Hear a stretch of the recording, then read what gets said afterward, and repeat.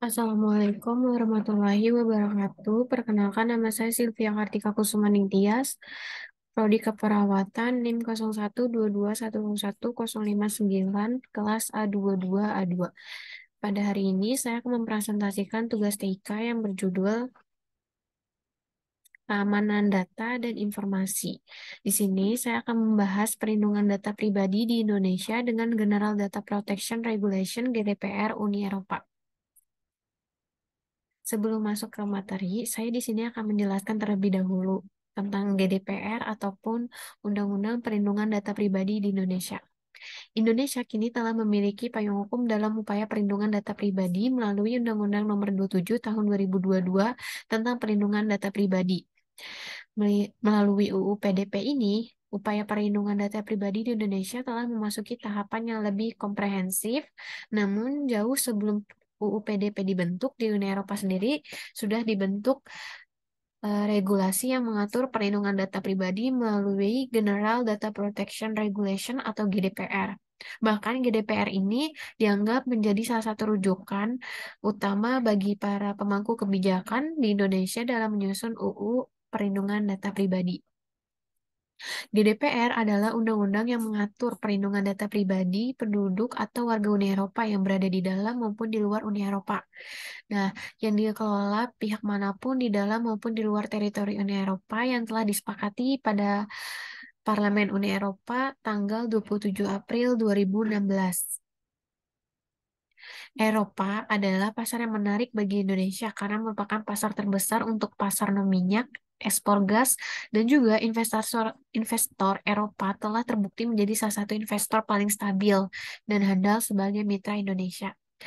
Nah, penting bagi Indonesia untuk memenuhi standar Uni Eropa mengenai perlindungan data privacy dan data.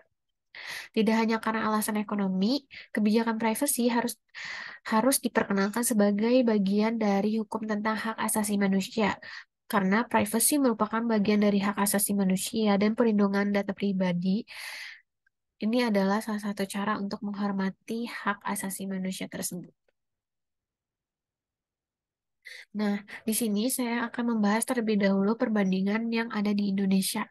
Di Indonesia terdapat dalam pasal 26 ayat 1 Undang-Undang Informasi dan Transaksi Elektronik Nomor 11 Tahun 2008 yang menyebutkan bahwa perlindungan data pribadi merupakan salah satu bagian dari hak privasi.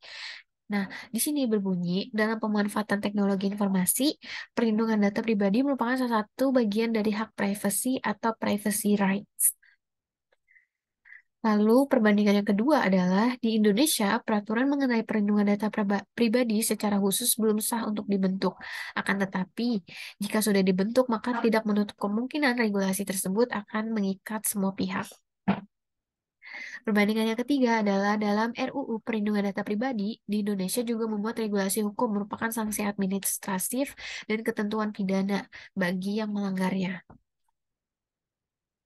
Lalu, selanjutnya adalah pada pasal 51 RUU Perlindungan Data Pribadi terdapat larangan untuk memperoleh atau mengumpulkan data pribadi yang bukan miliknya, serta menggunakan atau mengungkapkan data pribadi yang bukan miliknya.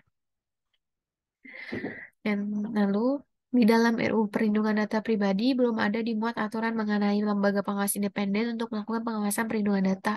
Perlunya lembaga pengawas untuk mencegah konflik kepentingan pengendalian data tidak hanya lembaga private, ketiadaan lembaga independen bisa dianggap Indonesia tidak memenuhi syarat adequate level of protection.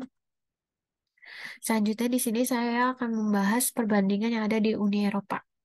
Uni Eropa terdapat pada Piagam Hak Asasi Uni Eropa pasal 8 ayat 1 yang menyatakan bahwa setiap orang berhak atas perlindungan data pribadi yang berkenaan dengan mereka.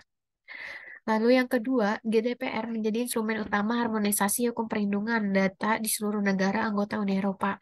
Regulasi ini juga mengikat semua pihak di mana saja yang mengumpulkan, memproses, dan memanfaatkan data pribadi penduduk ataupun warga Uni Eropa. Selanjutnya, negara anggota Uni Eropa dapat memasukkan sanksi berupa hukuman pidana ataupun administratif lainnya untuk pelanggaran GDPR ke dalam undang-undang internasional mereka. Selanjutnya, pada pasal 9 GDPR terdapat larangan untuk membongkar segala informasi yang mengungkap identitas, ras, etnis, agama, keyakinan, data biometrik, data kesehatan, dan kehidupan seksual pengguna. Pemilik data harus terlebih dahulu setuju apabila data-data tersebut diproses, tapi pasal ini tidak berlaku bila ada keperluan yang sifatnya darurat seperti penegakan hukum. Lalu, di tiap negara Uni Eropa harus menyediakan setidaknya satu bahan publik untuk memastikan melakukan pengawasan implementasi regulasi ini serta memberikan bantuan kepada pemilik data. Dalam pembentukannya, badan tersebut dibentuk oleh pihak pemerintah secara transparan, baik oleh legislatif maupun eksekutif.